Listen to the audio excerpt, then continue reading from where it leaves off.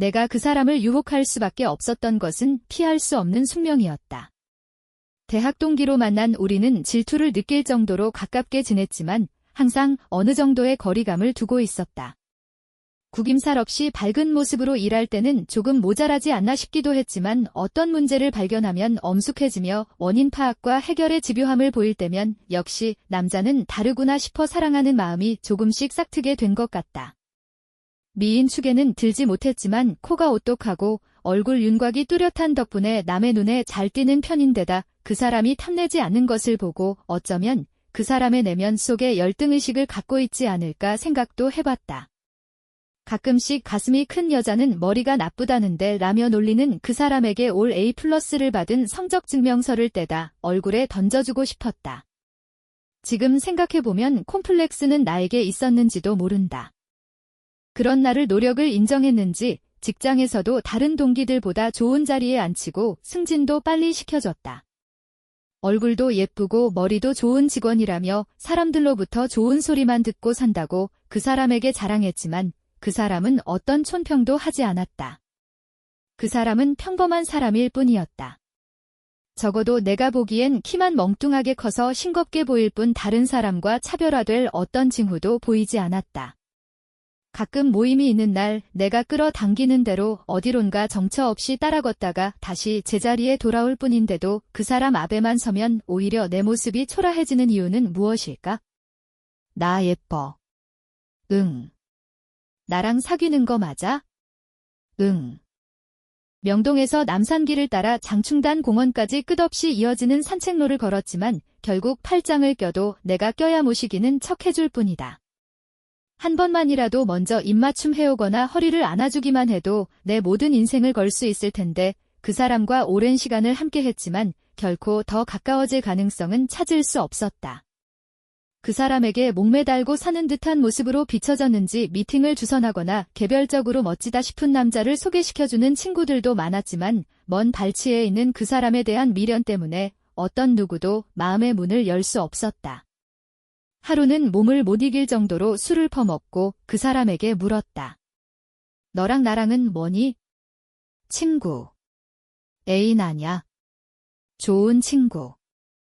술집에서 앉아있을 때는 몰랐지만 찬바람이 얼굴을 때릴 때는 미쳐버릴 것 같은 고독이 밀려왔다.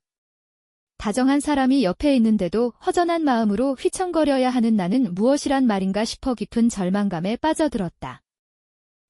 너 좋아하는 거 말해도 돼? 알아. 나도 널 좋아하니까? 그딴 거 말고 널 사랑한다고 말해도 되냐고. 지금이 좋지 않니? 부담 없이 마음을 활짝 열어줄 수 있는 친구로 말야. 포기해야만 할 것 같다. 차가워진 얼굴을 두 손으로 문지르며 한참을 걸었다. 조금 기울어 두 어깨가 맞닿지만 말없이 걸었을 뿐이다. 눈가에 눈물이 맺히는 듯 하더니 어느새 얼굴을 타고 흘렀다. 울음이 터질 것 같아 소리 없이 눈물을 훔치며 이를 악물고 참았다. 낙엽이 떨어졌다. 난 그 위를 밟고 있다. 하얀 눈이 내렸다. 성당을 중심으로 크리스마스 캐럴송이 울려 퍼졌다. 거리마다 하얀 눈 속의 축제를 위해 사람들이 넘실대기 시작했다. 난 그에게 전화를 걸었다. 나야, 오늘 시간 있어? 응, 시간 넘쳐난다. 이따 차 한잔 할래? 좋지. 썰렁한 크리스마스 될 뻔했네. 명동 거리를 걸었다.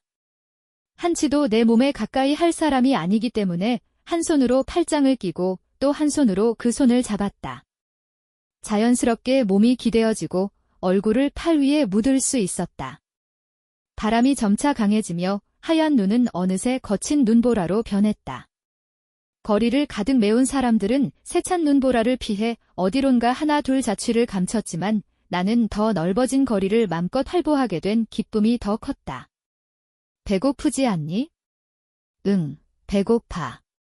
모처럼 그 사람이 먼저 말을 걸었다. 며칠만 더 있으면 또 한 살을 먹게 되니까 철이라도 들었나 싶어 대견스러웠다. 뭘 먹을래? 함박스텍. 눈보라도 피할 겸 레스토랑은 초 10,000원이라 발 디딜 틈도 없는 북새통이라 호텔 레스토랑을 택했지만 줄을 서서 기다리기는 마찬가지였다. 차라리 술집에 가서 안주로 때우는 거 어때? 분위기도 좋은 날 구석진데 처박혀서 좋을 게 없잖아. 너도 분위기 알아? 그 사람이 분위기 운운하는 것은 처음 있는 일이었다. 물에 물 탄 듯, 술에 술 탄 듯 어떤 상황에서도 둘이 뭉실 살아가는 모습 속에서 싱겁다느니 줏대도 없다느니 하는 한간의 소리도 의식 못하고 사는 숙맥 같은 사람이기 때문이다. 한 번도 자기 목소리를 드러낸 적이 없는 사람이기에 주위 사람들은 장래성이 없다고 하지만 온통 그 사람에게만 끌려있는 내 마음은 아무도 모를 것이다. 길 건너 저쪽 지하에 있는 디스코텍에 갈까? 응, 좋아. 그 사람의 마음이 변하기라도 할까봐 팔짱을 낀 채 서둘러 디스코텍에 들어갔다. 내가 제일 싫어하는 담배 연기가 실내에 가득하여 역겨운 냄새로 훌러덩 넘어질 뻔했지만 평생 잊을 수 없는 추억이 될 수 있는 이날의 행사조차 날아갈까 두려워 호흡을 조절해가며 그곳의 분위기에 익숙해지려는 노력해야만 했다. 코는 예민한 듯 하면서도 무딘 면이 있어 한참 지난 후에는 아무런 냄새도 느낄 수 없었다. 기본 안주를 시켜놓고 무대 위에 나간 두 사람은 고고와 브루스를 가리지 않고 서로를 가슴에 가득 안아들였다. 학교 다닐 때 배운 어설픈 탭댄스 실력으로 나무토막 같이 서 있기만 하던 그 사람을 리드하는 일은 쉽지 않았지만 나름대로 분위기에 맞추려는 노력을 보곤 귀엽다는 생각이 들었다. 넌 춤도 못 추니? 응, 쓸데없는 일이라고 생각하니까. 그럼 너한테 가치 있는 일은 뭐야? 아직 결정된 게 없어. 무슨 남자가 브루스는커녕 막춤도 어설프기만 했다. 친구 말처럼 이 사람에게 끌리는 내 감정은 너무 어설퍼 보이는 그를 보호해야 한다는 모성 본능일 뿐인지도 모른다. 나 말고 여자친구는 있니? 없어. 친구는 너뿐이야. 넌 여자들한테 인기가 없는 거야? 아님 피하는 거니? 네 생각은 어때? 모르겠어. 넌 매력투성인데 딴 애들은 널 싫어하더라. 그럼 된 거야? 다른 여자 애들로부터 관심 받는 거 싫거든. 네 진심이 뭔데? 무관심. 날 믿고 그러는 것 아냐? 맞아. 내 곁엔 항상 내가 있잖아. 나 결혼할 나이라는 거 알아? 벌써. 그럼 어서 해. 누구랑? 내가 결정할 일이지? 내가 딴 남자랑 결혼해도 된다는 거니? 우린 친구일 뿐이잖아. 친구, 지겹지도 않아. 친구 싫어. 그럼 뭘 하지? 내가 좋아할 말을 찾아서 들려줘. 모르겠는걸. 답답한 디스코텍을 나왔다. 밖은 어둠 속에서도 세차게 퍼붓는 눈보라로 하얗기만 하다. 길가에 캐롤송도 잦아들며 옷깃을 여민 사람들이 힘겹게 바람에 맞서 걸을 뿐이다. 수북히 밟히는 눈 길 속에서 새로운 발자국을 만들며 한참을 걸었다. 거리를 오가는 차량들은 무거운 체인을 감고도 휘청거리며 거북이처럼 느리게 움직였다. 얘야, 이러다 집에 가긴 글렀는걸? 눈보라 때문에 차가 끊어졌다는 확실한 명분 앞에서 두 사람이 함께 할 수 있게 된 것이 이렇게 기쁠 수가 없었다. 하얀 눈 위에 찍힌 발자국은 쏟아지는 눈발에 금방 덮여버려 자취도 없다. 추워. 어디 좀 들어가. 추워. 그럼 내 코트 줄게. 내가 원하는 것은 안락하지는 않더라도 구들장에 불이 들어와 온기가 살아있고 남의 시선도 피할 수 있는 차단된 공간이었지만 그 사람은 자신의 코트를 벗어 내 어깨 위에 걸쳐준다. 자긴 어떻다고? 자기. 내가 자기야? 응, 자기. 친구, 영원한 친구. 지겨워. 제발 친구란 소리 좀 집어쳐. 화가 치밀어 올랐다. 벌써 몇 년째 실랑이를 하면서도 풀지 못한 친구 소리가 지겨웠다.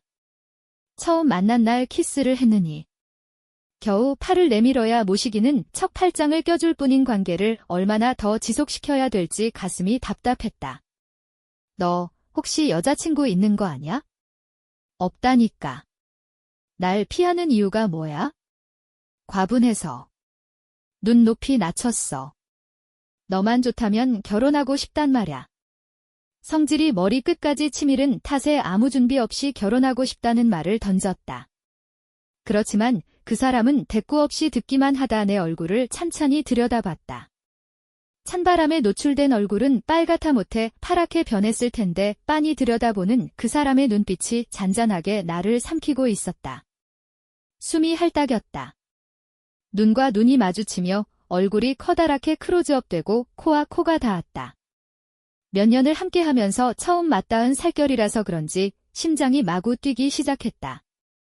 두툼한 입술로 내 입술을 덮어버렸으면 당장 죽어도 여한이 없을 것 같아 입술을 뾰족하게 내밀었지만 얼굴을 들어버렸다.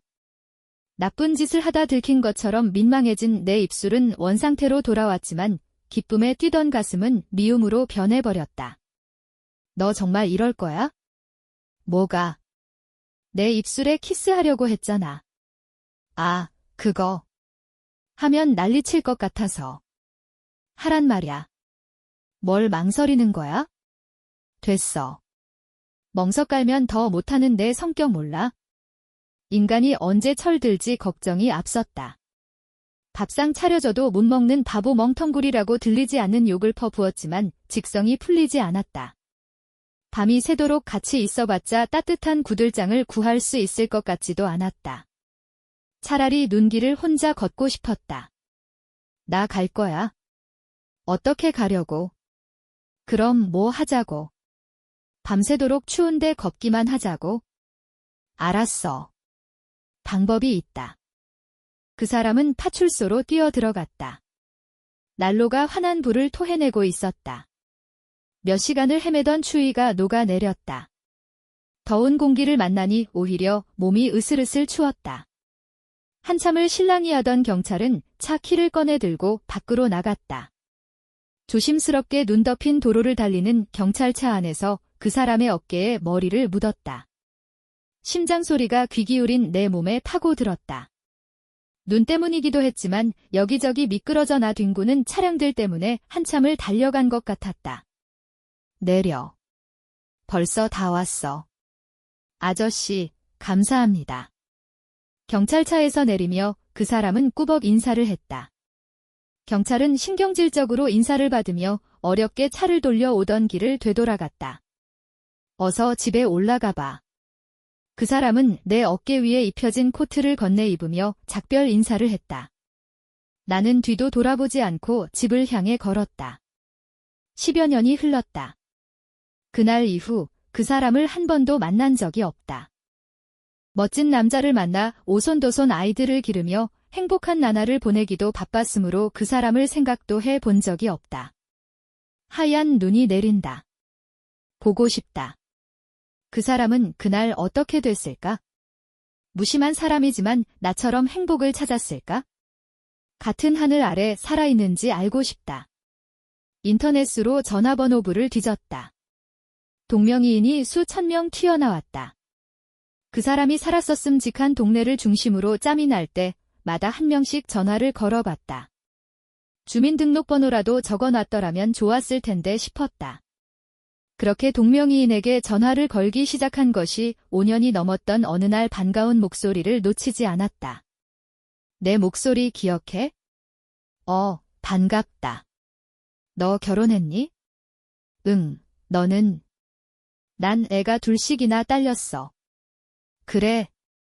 신랑도 멋지고? 그럼. 너무 잘해줘. 몇 년을 찾아 헤맸다는 말을 할 수가 없었다. 그냥 습관처럼 그 사람과 같은 이름을 가진 모든 이에게 전화를 걸었던 긴긴 날의 고통이 물에 씻긴 듯 날아갔을 뿐이다. 반가운 마음에 시내에서 만나자고 약속했다.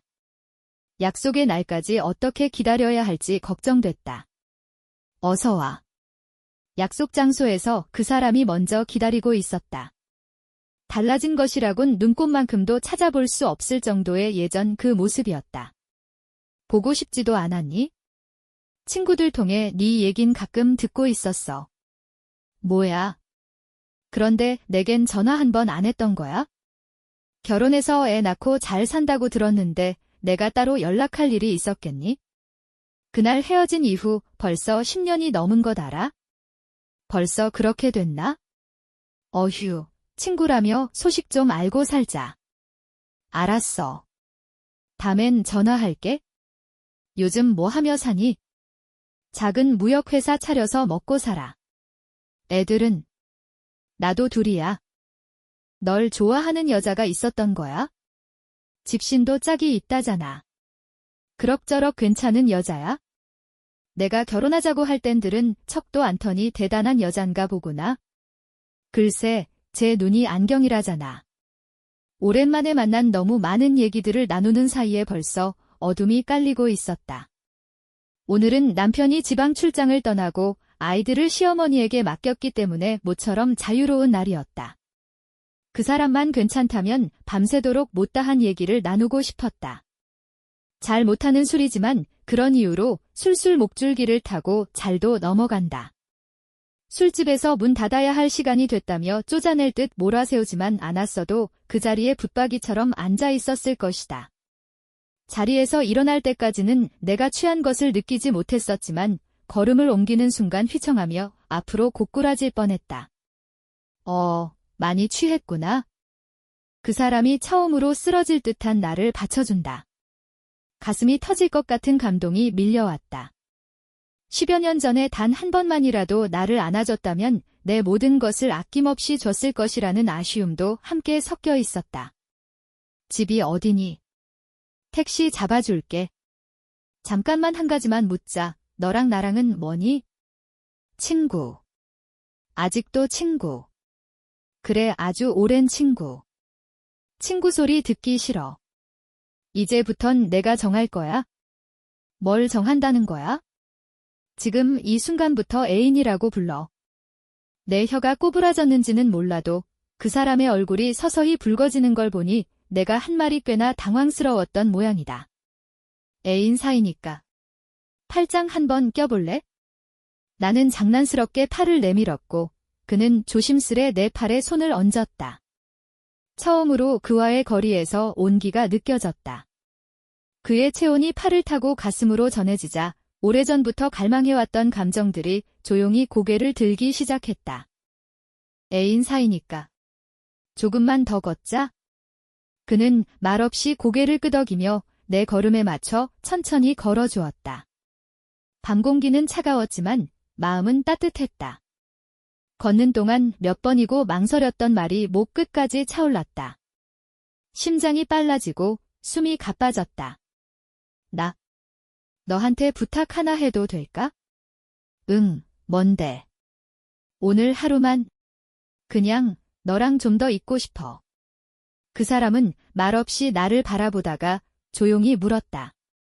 오늘 무슨 일 있었어? 아니, 그냥 내 곁이 편해서 그래? 아무 말 안 해도 괜찮고 그냥 이렇게 같이 걷는 게 좋아서. 그는 잠시 생각에 잠긴 듯 고개를 떨구었다가 내 손을 살짝 감싸쥐었다. 그럼 내가 해줄 수 있는 만큼은 함께 있어줄게. 나는 그의 어깨에 머리를 기댔다. 그의 향기와 따뜻함이 밤 공기 속에서 은은히 번져왔다. 말로 설명할 수 없는 감정이 밀려들었고 왠지 모르게 눈물이 고였다. 그때 네가 날 받아줬다면 어땠을까? 글쎄, 아마 평범한 부부가 되었겠지? 지금은 날 보면 아무 감정 없어? 그는 잠시 침묵한 후 부드러운 목소리로 말했다. 감정이 없었다면 이렇게 너랑 걷고 있진 않겠지? 가슴 깊은 곳에서 오래도록 쌓여있던 그리움이 눈물로 흘러내렸다. 이젠 친구라고 불러도 될까? 나는 고개를 끄덕였다. 응, 우린 애인이 아니야.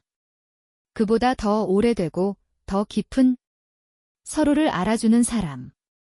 그 일이 있고 난 후 남편에게 솔직히 이야기했고 셋이 함께 술자리를 가진 적이 있다.